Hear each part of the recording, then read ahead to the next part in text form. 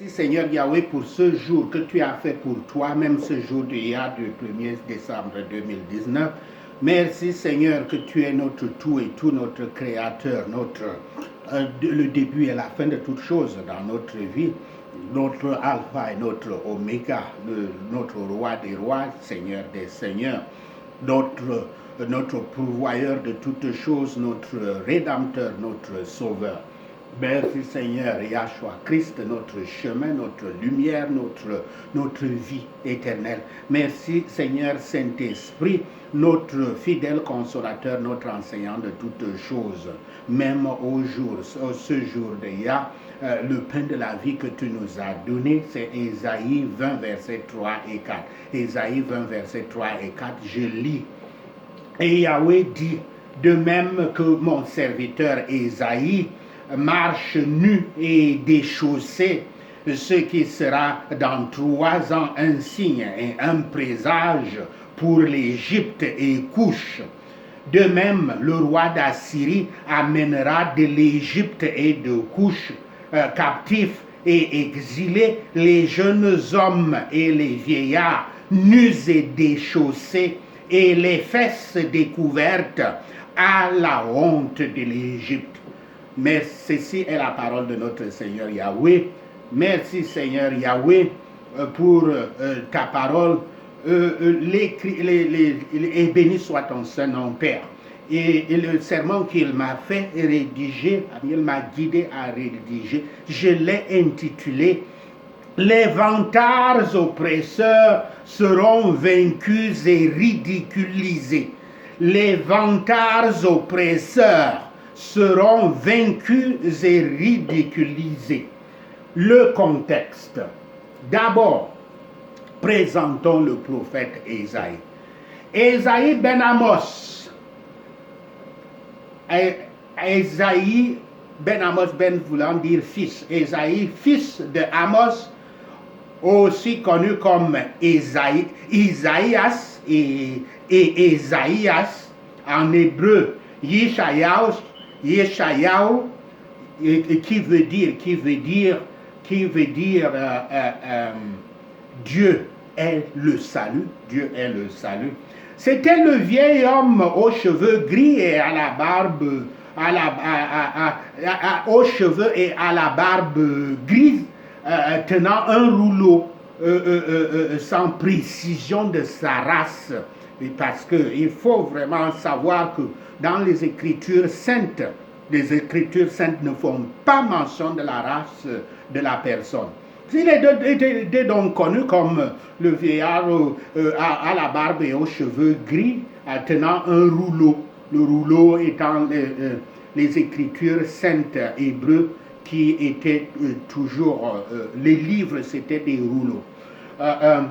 Il était donc connu pour ses paroles prophétiques, notamment la suivante qui est la plus célèbre. Je cite, « Le Seigneur lui-même vous donnera un signe. Voici, la Vierge deviendra enceinte, elle enfantera un fils, et elle lui donnera le nom d'Emmanuel. » Fin de citation d'Ésaïe 7, verset 14. Verset 14. Ça, c'était la prophétie 8 siècles auparavant de la venue de Yahshua Christ à travers une vierge. C'est-à-dire qu'il serait conçu du Saint-Esprit. La femme d'Ésaïe s'appelait la prophétesse, entre guillemets, dans Ésaïe 8, verset 3, soit parce qu'elle était dotée des dons prophétiques, comme une autre femme, Déborah, dans Juge 4, verset 4, ou une autre femme, Hulda, dans 2 Rois 22, verset 14 à 20, ou simplement parce qu'elle était la, je cite, femme du prophète, fin de citation, comme cela est dit dans le texte du livre d'Ésaïe. Ils avaient eu 3 fils et il nomma l'aîné Shiar Yashub, ce qui signifie un reste reviendra. Fin de citation dans Ésaïe 7, verset 3. Constatez qu'il nommait ses enfants selon les prophéties que Yahweh lui donnait. Et comme il avait justement prophétisé qu'un reste reviendrait de Babylone, de la captivité Babylone, il nomma son fils aussi de la même manière. Maher Shahal, non, là c'est Shiar Yashub, c'est-à-dire un reste reviendra. Le deuxième enfant, il le nomma Emmanuel, qui signifie Dieu avec nous, dans Isaïe 7, verset 14. Et le plus jeune, il le nomma Maher Shalal Hashbaz, ce qui signifie gâcher vite, piller vite. Cela dans Isaïe 8, verset 3, parce que c'est ça effectivement qui se passa lors de l'invasion et du pillage de le royaume du Nord, le royaume d'Israël. Le premier verset du livre d'Ésaïe déclare qu'Ésaïe avait prophétisé pendant les règnes d'Ozias, connu aussi comme Azariah, de Jotam, d'Achas et d'Ézéchias, tous des rois de Juda, comme nous le voyons dans Ésaïe chapitre 1, verset 1. Le règne d'Ozias était de 52 ans, au milieu du 8e siècle avant Yahshua Christ. Et Ésaïe devait avoir commencé son ministère quelques années avant la mort d'Ozias, probablement dans les années 1740. Dans l'année, au cours de l'année certainement, de l'année 740 avant Yahshua Christ. Ésaïe vécut jusqu'à la 14e année du règne d'Ézéchias, qui décéda en 698 avant Yahshua Christ. Il était, Ésaïe était peut-être contemporain pendant quelques années de Manassé, qui était le fils du roi Ézéchias. Ainsi, Ésaïe avait probablement prophétisé pendant 64 ans au total. L'opinion traditionnelle, c'est que les 66 chapitres du livre d'Ésaïe furent écrits par un seul homme, Ésaïe lui-même, éventuellement en deux périodes allant de 740 ou 686 avant Yahshua Christ, allant de 640 à 686 avant Yahshua Christ, séparé d'environ 15 ans.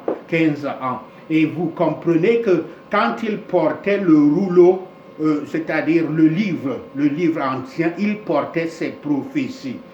Et ce livre comprend donc des déclarations prophétiques spectaculaires, notamment aussi, non seulement celle de la prophétie de la venue du Christ, mais aussi la venue de Cyrus le Grand, le roi perse connu dans la Bible, qui était effectivement né à peu près un siècle plus tard, après sa prophétie, entre environ l'an 600 ou 776 et 530 avant Yahshua Christ. C'était le règne la vie, la naissance et la mort du roi Cyrus, qu'il avait prophétisé en donnant même son nom. Ce roi avait agi pour restaurer la nation d'Israël de sa captivité babylonienne.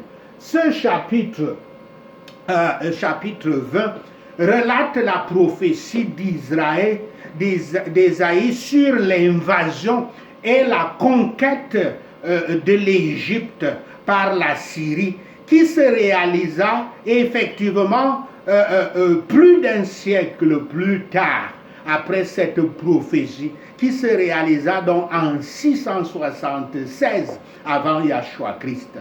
l'indépendance des Philistins, pour revenir dans ce contexte de ce chapitre, notamment versets 1 à 2, l'indépendance des Philistins, à l'instar de l'indépendance du royaume du Nord, le royaume d'Israël, prit fin à la suite de l'invasion de l'Empire assyrien au 8e siècle avant Yahshua Christ. Alors que le roi assyrien Sargon, qui régna de 722 à 715 avant Yahshua Christ, quand il se rend avec ses armées en territoire philistin, capturant la ville d'Ashdod, Yahweh confie donc au prophète Ésaïe une tâche habituelle. Le prophète doit enlever ses vêtements et ses sandales et exercer son ministère pendant 3 ans de cette façon, nu. Ces actions étaient symboliques de ce qui allait arriver à l'Égypte et à son soutien, le royaume subsaharien de Couche également appelé Éthiopie dans les Saintes Écritures. Éthiopie, un mot qui vient du mot grec Éthiops ou Éthiope ou Éthiopie, du latin, qui sont des mots archaïques signifiant une personne à la peau sombre, c'est-à-dire une personne noire. Et justement, les Couchites, c'était les subsahariens, des Noirs et africains. Leur peuple, dit dans la prophétie, sera amené captif en Assyrie, nu et humilié. Quiconque s'était tourné vers l'Égypte pour obtenir un soutien contre la Syrie, comme Juda sous le roi Ézéchias avait tenté de le faire, serait déçu et frustré, disait la prophétie d'Ésaïe.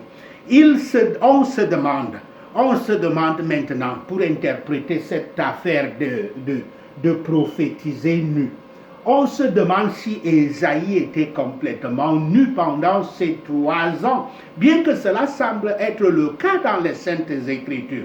Néanmoins, certaines personnes supposent qu'il faut un sens de bienséance et ils croient que le prophète était censé enlever ses vêtements extérieurs. Dans les 2 cas, qu'Ésaïe fut totalement nu ou uniquement vêtu de sous-vêtements qui était un pagne, cela aurait été à la fois déconcertant pour le prophète et captivant pour ceux qui l'avaient vu, car les gens l'auraient présumé être parmi les fous qui traînaient à peine vêtus, de sorte que l'accomplissement de sa prophétie aurait été particulièrement emphatique. Il était et reste difficile de convaincre les gens que quelque chose de prophétisé se réalisera. Ça continue à l'être aujourd'hui.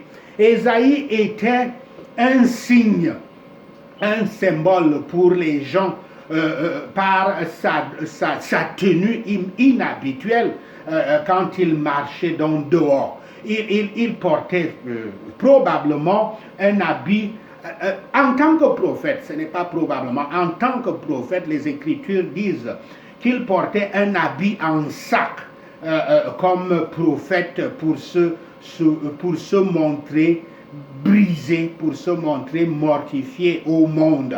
Il devait donc l'enlever de ses reins et ne pas porter de vêtements en dessus et aller pieds nus. C'est l'hypothèse que nous gardons. Ce signe devait signifier que ce signe de faire ainsi, de marcher ainsi nu, devait signifier que les Égyptiens et les Couchites, aussi appelés par les Égyptiens Nubiens, les Nubiens, donc les Égyptiens et les Nubiens seraient amenés en captivité par le roi d'Assyrie, ainsi dépouillés et pieds nus. L'écriture dit donc, l'écriture de ce jour de Yah dit donc, verset 3, et Yahweh dit, de même, fin de citation, c'est-à-dire, de même, c'est-à-dire comme Ésaïe s'était dépouillé de ses vêtements de prophète, de ce vêtement spécial de prophète, de même, les Égyptiens et les Couchites seraient dépouillés de tout ce qui leur était cher et seraient amenés captifs en Assyrie. Et l'Écriture continue en disant que mon serviteur Ésaïe marche nu et déchaussé, fin de citation, pas tout à fait nu comme nous avons interprété, car cela aurait été très indécent et dangereux, mais sans son vêtement de dessus, comme le roi Saul dans 1 Samuel 19, verset 24, et même comme le roi David dans 2 Samuel 6, verset 14, ou alors portant des vêtements déchirés et usés et de vieilles chaussures, et qui pouvaient n'être que lorsqu'il parut en public. Une autre supposition seulement. Pendant combien de temps il avait ainsi donc marché nu? Cela est incertain. Qu'il s'agisse d'un jour, comme certains pensent, ou de 3 jours, comme d'autres pensent, ou alors de 3 années entières. Ce qui n'est pas dit, ce qui n'est quand même pas dit dans le texte, bien que notre version que nous avons utilisée, la version King James, y est incline, penche pour cela. Mais les 3 années qui viennent d'être mentionnées ne doivent pas être associées donc à la marche d'Ésaïe, mais à la chose qui est indiquée par cette marche, par cette conduite. Et car l'accent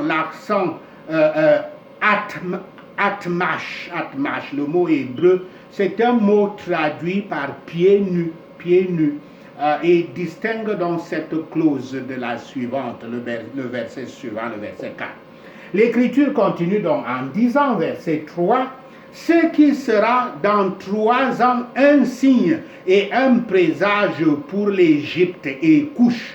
Fin de citation. C'est-à-dire que le prophète marchant nu et pieds nus était un signe que 3 ans après cela, l'Égypte et la Nubie seraient soumises par les Assyriens. Ou aussi longtemps la Syrie mettrait pour les subjuguer, ou alors leur calamité devrait durer aussi longtemps, 3 ans. Ceci n'avait été vu que par les Juifs, pour qui cette prophétie était principalement de nature à éliminer leur dépendance des nations d'Égypte et de Couche. Mais cela pouvait probablement être porté à la connaissance des Égyptiens et des Nubiens. Et l'écriture continue, l'écriture de ce jour d'Yah continue au verset 4 en disant « De même le roi d'Assyrie », fin de citation. L'accent est ici mis sur le mot « de même ». Comme Ésaïe avait marché nu, c'est-à-dire dépouillé de ses vêtements habituels, de même les Égyptiens et les Éthiopiens devraient être amenés, dépouillés de tous leurs biens ou de tous leurs vêtements. Et ici. Et l'Écriture continue en disant « amènera de l'Égypte et de Couche captifs et exilés ». Fin de citation. Les Égyptiens et les Éthiopiens ou Couchites ou Nubiens étaient souvent unis par une alliance et semblaient l'avoir été lors de la délivrance de cette prophétie au prophète Ésaïe. Ainsi donc,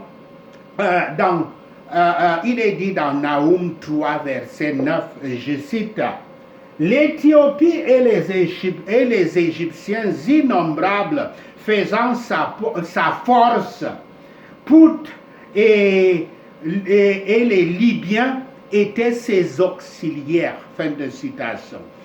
Et l'écriture de ce jour de Yah continue en disant, les jeunes hommes et les vieillards, fin de citation, sans égard de l'âge, sans les épargner pour leurs années ou leurs cheveux gris. Et l'écriture continue en disant, nus et déchaussés, fin de citation, comme le sont généralement les prisonniers de guerre.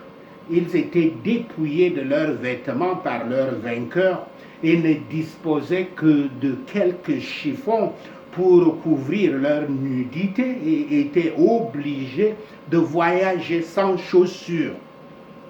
Et l'écriture continue en disant pour finir, dernière phrase, et les fesses découvertes à la honte de l'Égypte, fin de citation, ne portant pas de vêtements pour couvrir ces parties de leur corps, ou leurs vêtements coupés comme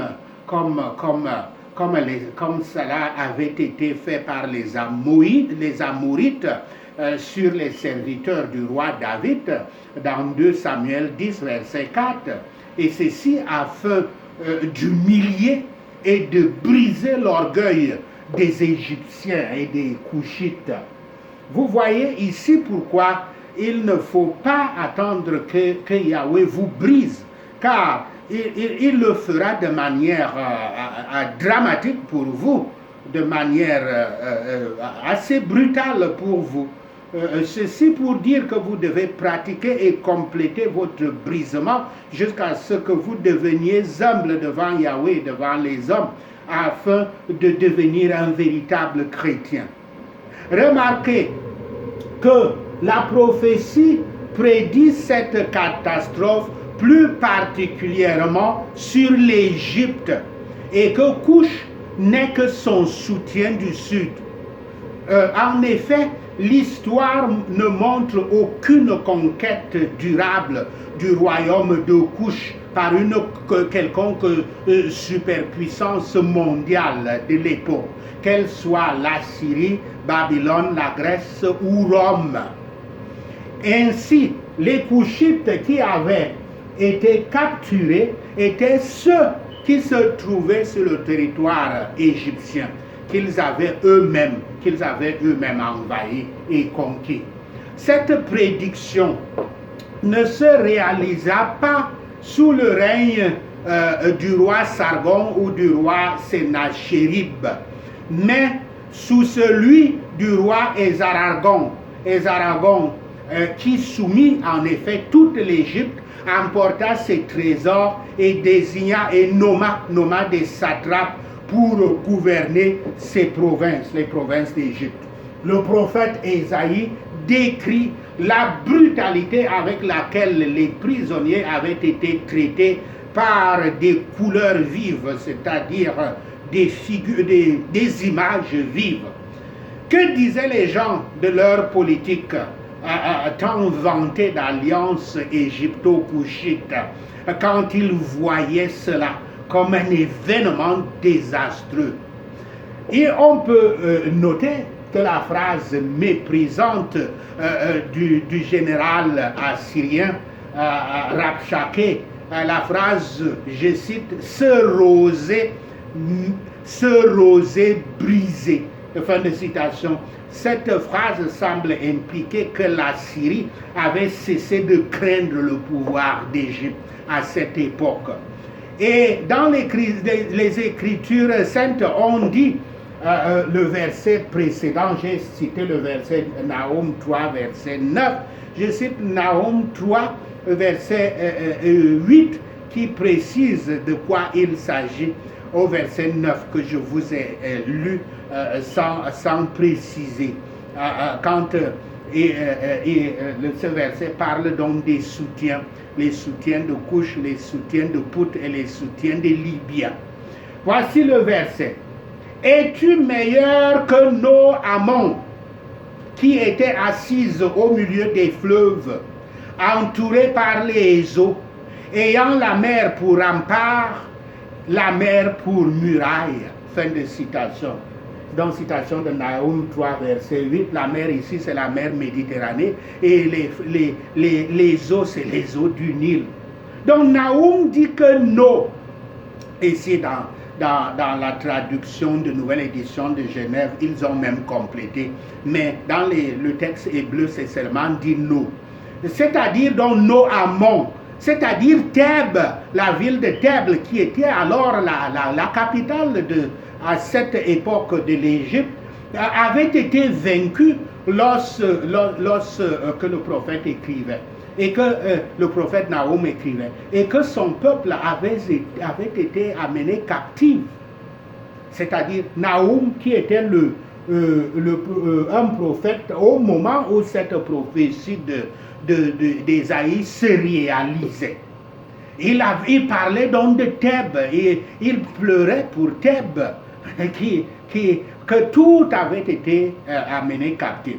L'histoire a en effet révélé, pour maintenant revenir sur les faits historiques, l'histoire a révélé que le royaume de Couche, également appelé par les Égyptiens sous le nom de Nubie, avait pris une nouvelle importance au cours de la seconde moitié du 8e siècle avant notre ère.